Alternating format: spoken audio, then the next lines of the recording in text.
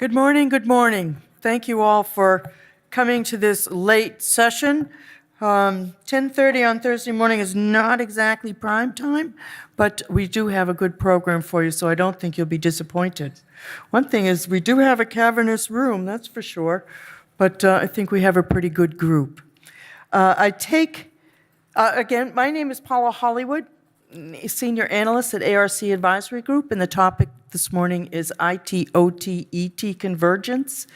I was very gratified when Andy Chatha gave his keynote address on Tuesday and finally included ET in the IT/OT Convergence conversation. So I think perhaps I'm having an impact on him finally. We have a very good agenda for you here this morning. We have some great speakers and panelists and some thought-provoking information for you. I'm going to begin with a little definition here of ARC's look at the industrial Internet of Things. And it quite simply is the transformation of industrial products, operations, value chains, and services that is enabled through the expanded use of sensors, digitization, networking, and information systems. Go to this. Is this better? Is this on? Is this on? Okay. Oh, yeah, better. So, with all of that, we're all getting more and more data. But how much of it is enough? Because we've heard for years from our clients that they're drowning in the data, but new tools are emerging that enable us to make better sense of it. So, as we go into IIoT, we're getting more and more information from more sources, new data sources that we've not used before. And we need to learn to take advantage of those and incorporate them in our models and in our systems to make us more efficient. So exactly what is the digital twin? In my humble opinion, the digital twin is the embodiment of IT/OT/ET convergence. We're making those engineering technologies work for us in taking advantage of IT technologies to help us improve our operating performance. So it really is the physical product in a real space, or virtual product in a virtual space, that links data and information to tie together the real and the virtual. It's really a dynamic data archive. The drawings, the models, et cetera, et cetera. It's the real-time data coming from integrated sensors in external sources to cost-effectively enable the iterative process. It is most recently, or mostly in the past, used for product development, but it's making its way into other applications in the product optimization and workflows. And we saw that, if those of you who saw the keynote on Tuesday, ThyssenKrupp showed some videos of some very creative uses of the digital twin.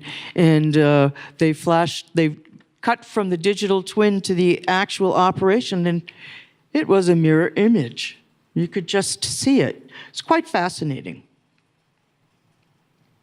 The value of the digital twin continues to emerge. It puts it adds context to the past. In the present, it gives us KPIs, the current state, sensor data and performance, and enables us to come up with some future insights to make predictions from the failure modes that we see from our virtual model. It really helps speed things along. It enables the modeling of the possible. It provides that improvement loop for optimization. It puts maintenance needs in context, and it also improves demand planning services, et cetera. The benefits of the digital twin are many. It gives an integrated view of a product, but it isn't just for a product. It could also be at the component level, and then it can be used for a work process. So new uses, I think, of the digital twin are emerging all the time. And certainly in the world of AR and VR, you can't separate the two. So I think it'll just be more and more valuable to our organizations as we go along. They definitely foster collaboration within and internally and externally. It compresses the time to value. It's helping us optimize production and maintenance. It helps with early discovery of issues and the continuous improvement of designs and models through captured data to give us a single version of the truth. But how do we get from A to B, from all of this data to that nice graphic that we have on the right? We have to manage the data to get the benefit from it. It has to be sustainable, so you have to keep it up. You can't. Static data is really of no value here. We need to really enrich it all the time, and in order to do that, we have to manage it a lot better over the life cycle of the asset as well as the data. You can't just manage the asset, you have to manage its corresponding data. Unfortunately, there's still many challenges that remain. Things like data integration. Even after all these years, I think data integration remains one of the largest challenges facing end users. Digital fragmentation, I think with all of this information out there, is a big risk. We can't strand that. If we do that, we're just creating digital islands instead of analog islands. The culture has got to change to take advantage of these new technologies. We've heard over and over in many sessions this week, actually from a variety of sources, in some cases really surprised me, that people who don't generally like to talk about culture are beginning to talk about culture and realize how difficult a challenge that is or can be to overcome in their organizations.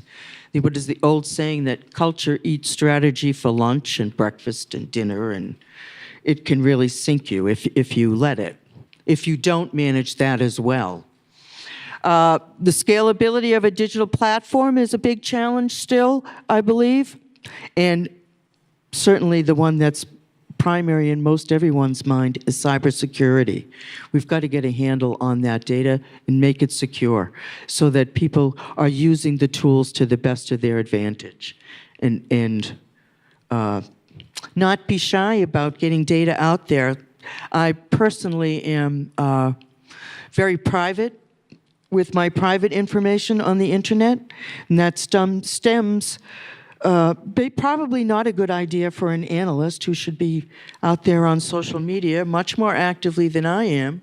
But I'll be very honest with you, early on, I've had an experience, multiple experiences with the Internal Revenue Service and someone filing tax returns against my Social Security number. And it's a very unnerving experience having to prove who you are to the Internal Revenue Service over the telephone.